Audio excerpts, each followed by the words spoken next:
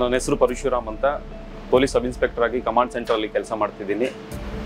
ಇತ್ತೀಚೆಗೆ safe city ಯೋಜನೆ ಅಡಿಯಲ್ಲಿ ಬೆಂಗಳೂರಿನಲ್ಲಿ 241 ಹೊಯ್ಸಳಗಳಿಗೆ ಡ್ಯಾಶ್ ಕ್ಯಾಮ್ನ ನಾವು ಅಳವಡಿಸಿದ್ದೀವಿ. ಇದರಲ್ಲಿ ಡ್ಯುವೆಲ್ ಕ್ಯಾಮ್ ಅಂತ ಆರ್ಟಿಫಿಷಿಯಲ್ ಇಂಟೆಲಿಜೆನ್ಸಿಂದ ಕೆಲಸ ಮಾಡುತ್ತೆ.